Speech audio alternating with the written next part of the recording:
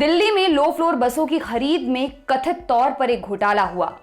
भाजपा ने आरोप लगाया दिल्ली की आम आदमी पार्टी सरकार पर, मांग की कि दिल्ली पुलिस का एंटी करप्शन सेल इसकी जांच करे और आम आदमी पार्टी है कि इस मामले पर चुप्पी साध कर बैठी है। आपको बताते हैं क्या है पूरा मामला।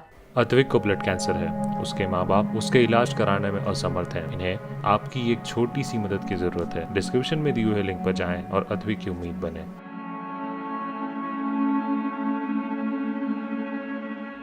मार्च 2020 में दिल्ली सरकार ने 1000 लो फ्लोर बसें खरीदने का टेंडर डाला था। फिर आया नवंबर 2020 जब दिल्ली परिवहन निगम यानी डीटीसी ने टाटा और जेबीएम ऑटो लिमिटेड बस डिवीजन को कॉन्ट्रैक्ट देने का फैसला किया। जनवरी 2021 दिल्ली सरकार की तरफ से टाटा को 300 और जेबीएम को 800 लो फ्लोर बसों का ऑर्डर दे दिया गया। अब तक सब कुछ शांत था, लेकिन ऑर्डर देने के 2 महीने बाद विवाद ने जन्म लिया। दिल्ली विधानसभा में भाजपा विधायक विजेंद्र गुप्ता ने बसों के रखरखाव को लेकर दिल्ली सरकार पर भ्रष्टाचार के गंभीर आरोप लगाए। विजेंद्र गुप्ता ने कहा कि आम आदमी पार्टी की सरकार बसों की कीमत से ज्यादा खर्च इन बसों के 3 साल के रखरखाव पर करने जा रही है, जबकि खरीद की शर्तों के मुताबिक 3 साल तक बसों के रखरखाव की जिम्मेदारी आपूर्ति करने वाली कंपनी की होनी चाहिए। विवाद हुआ। परिवहन मंत्री कैलाश गहलोत ने सफाई दी, कहा कि जब भी आम आदमी पार्टी की सरकार ने बसों की खरीद की कोशिश की है, भाजपा विधायक ने हमेशा विभिन्न एजेंसियों में शिकायत दर्ज की है। उन्होंने कहा 12 साल बाद दिल्ली परिवहन निगम नई बसें लाने जा रहा है। हम 1 साल में पहले ही 1600 बसें चला चुके हैं और बसें आएंगी। आप जो करना चाहते हैं करें। लेकिन बात बस इतने पर ही नहीं टिकी।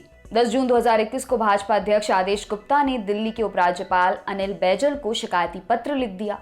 इस पत्र में आदेश गुप्ता ने आरोप लगाया कि डीटीसी लो फ्लोर बसों की खरीद को लेकर परिवहन विभाग की अंदरूनी जांच में गड़बड़ी का पता चला है।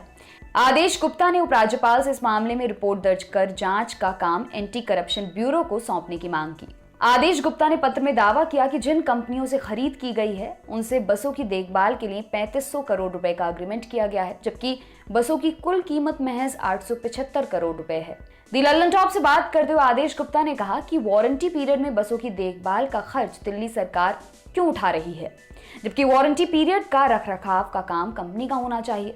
उन्होंने दिल्ली सरकार पर आरोप लगाया कि बसों की खरीद पर 875 करोड़ रुपए खर्च किए जा रहे हैं, लेकिन उनके देखभाल के लिए 3 वर्षों में 3500 करोड़ रुपए खर्च करने का अनुबंध अपने आप में एक बड़े घोटाले का सबूत है। अब जानते हैं कि इस पूरे मामले पर दिल्ली सरकार का क्या कहना है। मार्च 2021 में जब ये मुद्दा भाजपा के विधायक विजेंद्र गुप्ता ने दिल्ली असेंबली में उठाया था, तो दिल्ली सरकार ने इससे इनकार किया था। दिल्ली के परिवहन मंत्री कैलाश गहलोत ने अपनी सफाई में जो शुरुआती बात कही थी वो तो हमने आपको पहले ही बता दी है, लेकिन कैलाश गहलोत ने आरोपों का बिंदुवार जवाब देते हुए आगे कहा था, बसों की खरीद के लिए 2 निविदाओं और एक व्यापक वार्षिक रखरखाव का निर्णय जुलाई 2019 में कैबिनेट द्वारा लिया गया था।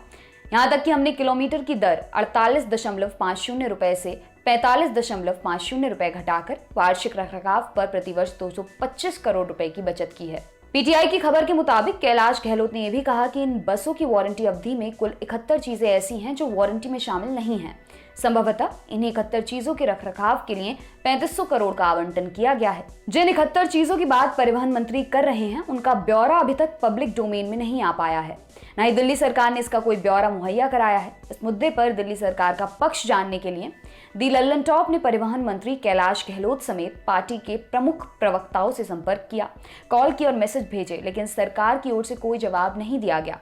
जवाब आता है तो हम आपको जरूर बताएंगे। आपके लिए खबर लिखी है हमारी साथी तनुश्री ने। मेरा नाम है दिव्यांशी। देखते रहिए दी लल्लन टॉप। शुक्रिया।